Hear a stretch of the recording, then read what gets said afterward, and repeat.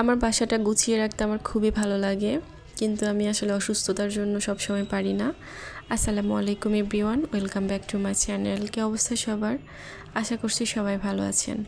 প্রত্যেকটা মেয়েরই আসলে স্বপ্ন হচ্ছে তার সংসারটাকে সুন্দর করে গুছিয়ে রাখা, সাজিয়ে রাখা। আমারও সেরকমই স্বপ্ন।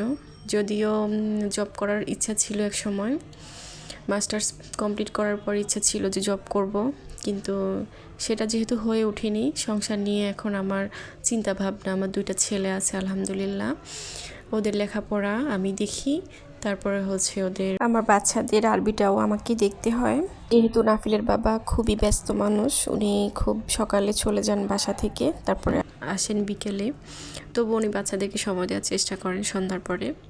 যাই হোক, আমরা যে দুপুরবেলা চলে আসলাম হলো সিঙ্গারা নিয়ে। নাফিলের বাবা বাইরে গিয়েছিলেন, বাইরে থেকে আসার সময় সিঙ্গারা নিয়ে আসছেন, সাথে আমিও গেছি, যেটা মানে স্কিপ করে গেছি। যেমন দেখছেন খালারা মাছ কাটতেছে, ওখানে একটা কাতল মাছ নেওয়া হয়েছিল 3 কেজির। ওই কাতল মাছটা খালাকে দিয়ে কাটাই নিয়ে আসলাম। আর এই ধরনের মাছগুলো আমি মানে অনেক সময় লাগে কাটতে, সেজন্য আমি মিশালি মাছগুলো বাসায় নিয়ে আসছি। ওগুলো আমার আফা মানে পরিষ্কার করে কেটে কুটে দিয়েছেন। তো এই হচ্ছে আমি ধুয়ে টুয়ে পরিষ্কার করে নিচ্ছি আর কি।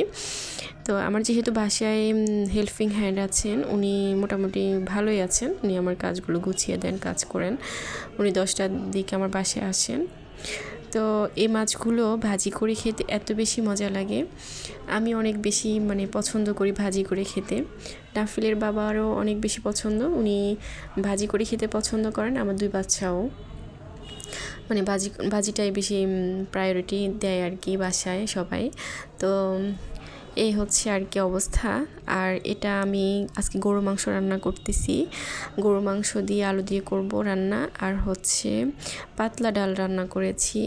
তারপরে হচ্ছে এটা কি বলেন তো, এটা জানেন? এটা হচ্ছে পটলের খোসা। পটলের খোসাটাকে দিয়ে আমি ভর্তা করব, যেটা আমার ছোট ছেলে মানে 5 বছর যে বাচ্চার বয়স, ও এত বেশি পছন্দ করে যা বলার মতো না। ওকে আমি চেষ্টা করি যে পটলের খোসার ভর্তাটা দিতে। এটা ঝাল হয় না, যাই হোক আমি ঝাল দিয়ে করি না, এটা রসুন পেঁয়াজ তারপর হচ্ছে 2-1টা কাঁচামরিচ দিয়ে আমি একটু মানে করি। ও অনেক বেশি পছন্দ করে আসলে, এজন্য আমি যেদিনই পটল ভাজি করি কিংবা রান্না করি, ও মানে পাকের ঘরে তো যায়, ছোটো মানুষ আমার সাথে যায়, গেলেই বলবো আম্মু আজকে পটলের ভর্তা করো, পটল খোসার ভর্তা করো। ওটা আমার অনেক পছন্দ, আমি অনেক পছন্দ করি। তো বাচ্চা বলে কথা, আমার বাচ্চারা যা পছন্দ করবে আমাকে তাই করতেই হবে। তো এই আর কি অবস্থা। এই যে ভর্তাটা করে নিলাম, ভর্তাটা সত্যি অনেক মজা হয়েছে।